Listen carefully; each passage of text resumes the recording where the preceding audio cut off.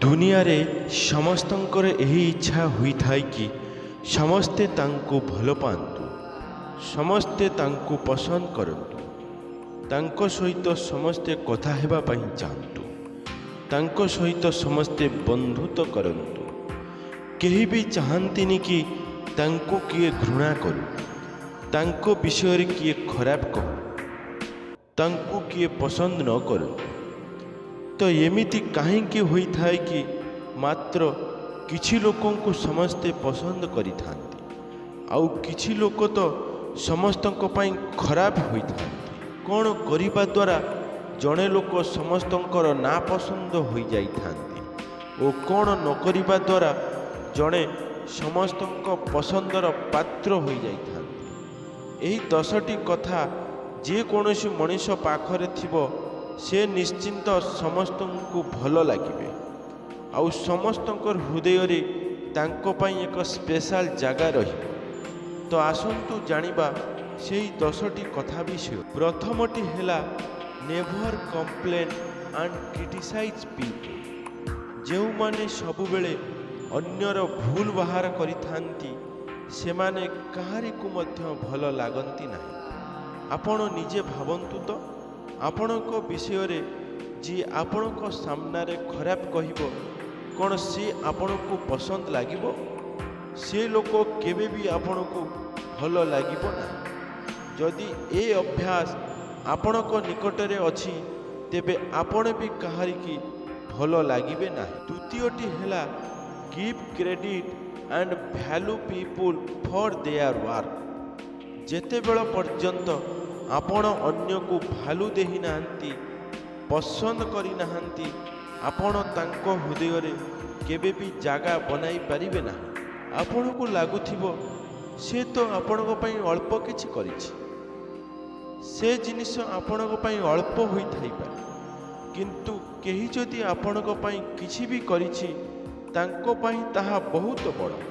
ଯଦି ଆପଣ ତାଙ୍କ କାମକୁ ଓ ତାଙ୍କୁ ଭ୍ୟାଲୁ ଦେବେନି ବା ଆପ୍ରିସିଏଟ୍ କରିବେନି, ସେ ବ୍ୟକ୍ତି କହିବ ୟାଙ୍କ ପାଇଁ ତ କିଛି କରିବା କଥା ହିଁ ନୁହେଁ, ଆଉ ଏମିତିରେ ସମସ୍ତେ ଆପଣଙ୍କ ଠାରୁ ଦୂରେଇ ଯିବେ। ଯଦି ଆପଣ ଚାହୁଁଛନ୍ତି ଲୋକମାନେ ଆପଣଙ୍କୁ ପସନ୍ଦ କରନ୍ତୁ, ତେବେ ଲୋକଙ୍କୁ କ୍ରେଡିଟ୍ ଦେବା ଶିଖନ୍ତୁ ଓ ତାଙ୍କୁ ଭ୍ୟାଲୁ ଦିଅନ୍ତୁ।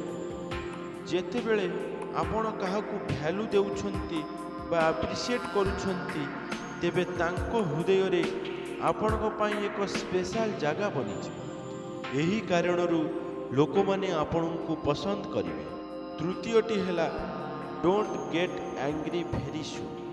ଯେଉଁମାନେ ଛୋଟ ଛୋଟ କଥାରେ ରାଗି ଯାଇଥାନ୍ତି ସେମାନେ କାହାରିକୁ ପସନ୍ଦ ଆସିନଥାନ୍ତି, ଆଉ ଯେଉଁମାନେ ଶାନ୍ତ ଓ ହାପି ନେଚରର ହୋଇଥାନ୍ତି ସେ ସମସ୍ତଙ୍କୁ ଆଟ୍ରାକ୍ଟ କରିଥାନ୍ତି।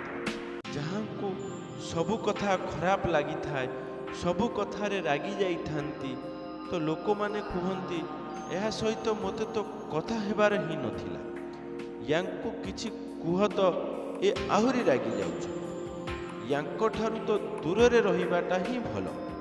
ତ ଏଥିପାଇଁ ପ୍ରତ୍ୟେକ କଥାକୁ ଦେହକୁ ନିଅନ୍ତୁନି, ଲୋକଙ୍କ ମଜାକକୁ ମଜାରେ ହିଁ ନିଅନ୍ତୁ। ସବୁ କଥାରେ ଓଭର ରିଆକ୍ଟ କରିବା କଥା ନୁହେଁ।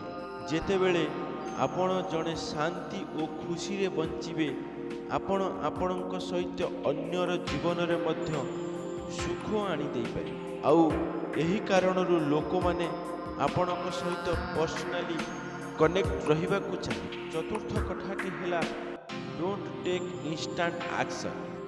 କେବେ ବି କାହାରି ଶୁଣିବା କଥାରେ ଏକଦମ ଆକ୍ସନ୍ ନିଅନ୍ତୁ ନାହିଁ। ଯିଏ କାହାରି ବି କଥାରେ ପଡ଼ି ଜଲ୍ଦି ଆକ୍ସନ୍ ନେଇଥାନ୍ତି ତାଙ୍କୁ ପରେ ବହୁତ ପସ୍ତେଇବାକୁ ପଡ଼ିଥାଏ। ଏମିତିକା ଲୋକ ବିଶ୍ୱାସ ମଧ୍ୟ ଜଲ୍ଦି କରିଥାନ୍ତି ଓ କାହାରିକୁ ଅବିଶ୍ୱାସ ମଧ୍ୟ ଜଲ୍ଦି କରିଥାନ୍ତି, ଆଉ ଏହି ଦୁର୍ବଳତା କାରଣରୁ କେହି ଆପଣଙ୍କ ଉପରେ ବିଶ୍ୱାସ କରିବେ ନାହିଁ। ସମସ୍ତେ ଭାବନ୍ତି ଇଏ ତ ଅବିଶ୍ୱାସିକା, ୟାଙ୍କୁ ତ କାହାରିକୁ ବି ବିଶ୍ୱାସ ନାହିଁ, ତ ଆପଣ କାହାରି ସହିତ ଷ୍ଟ୍ରଙ୍ଗ ରିଲେସନସିପ୍ ବନାଇ ପାରିବେ ନାହିଁ। କାହାରି ସହିତ ଯଦି ଆପଣ ହୃଦୟରୁ ମିଶିବା ପାଇଁ ଚାହୁଁଛନ୍ତି ତ ଧୈର୍ଯ୍ୟ ରଖିବାକୁ ଶିଖନ୍ତୁ। ଟିକେ ଅପେକ୍ଷା କରିବା ଶିଖନ୍ତୁ। ଯେ ପର୍ଯ୍ୟନ୍ତ ଆପଣ ପୁରା ଘଟଣା ଜାଣିନାହାନ୍ତି ତେବେ କିଛି ବି ଫଇସାଲା ନିଅନ୍ତୁ ନାହିଁ। ପଞ୍ଚମ କଥାଟି ହେଲା ହାଭ୍ ଏ ହେଲ୍ପିଂ ନେଚର। ଯେଉଁ ଲୋକ ଅନ୍ୟକୁ ସାହାଯ୍ୟ କରିଥାନ୍ତି, ଅନ୍ୟର ଅସୁବିଧାରେ ହେଲ୍ପ କରିଥାନ୍ତି, ସେ ସମସ୍ତଙ୍କ ପସନ୍ଦର ପାତ୍ର ହୋଇଥାନ୍ତି।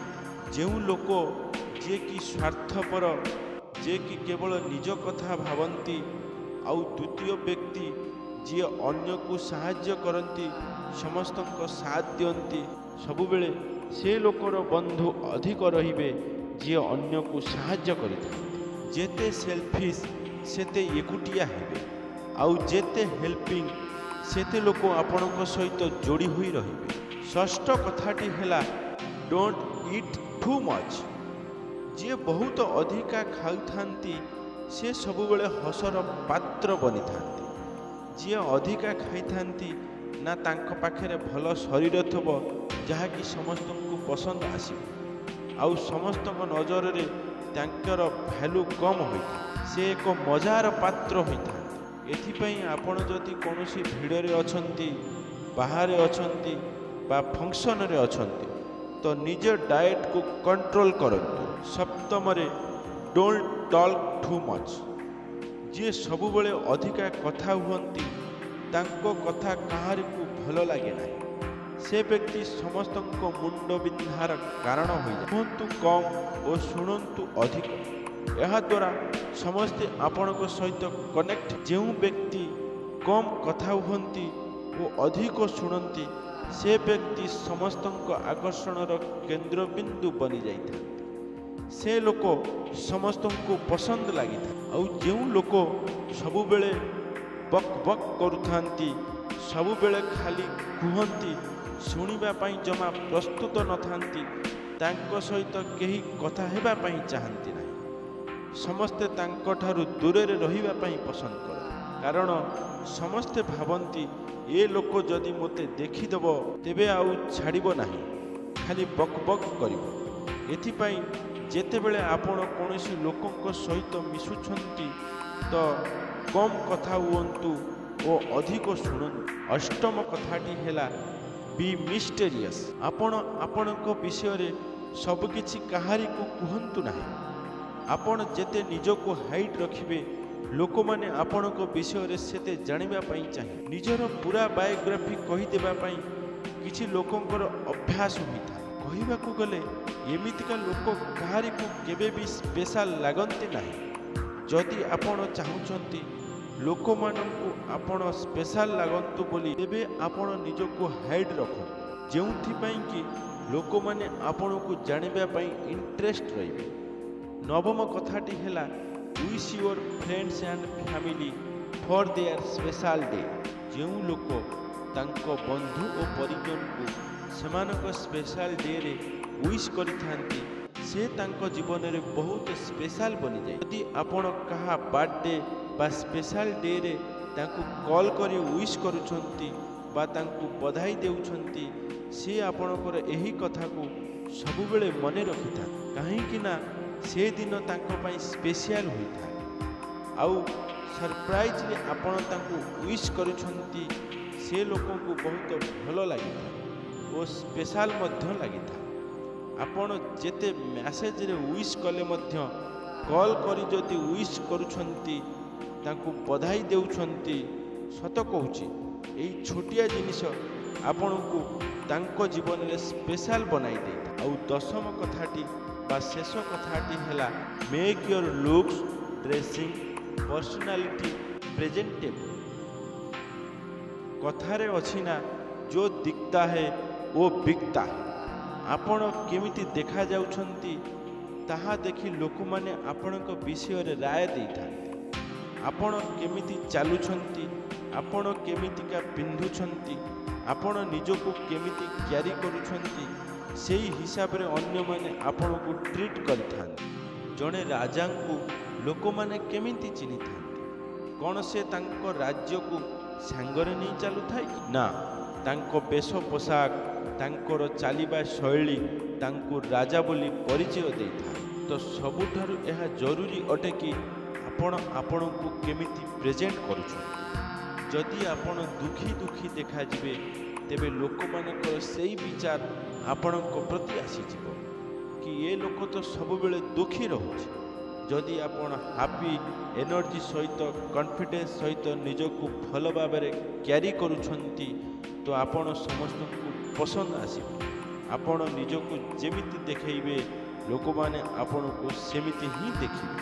ଯଦି କିଏ ବି ଏହି 10ଟି କଥାକୁ ତାଙ୍କ ଜୀବନରେ ଆଦତ ବନେଇ ଦେବେ ନା, ତାଙ୍କ ଜୀବନରେ ସାଙ୍ଗସାଥି ବନ୍ଧୁମାନଙ୍କର କମି ରହିବ। ନିଜକୁ ଚେକ୍ କରନ୍ତୁ, କ'ଣ ଆପଣଙ୍କ ନିକଟରେ ଏସବୁ କ୍ୱାଲିଟି ଅଛି?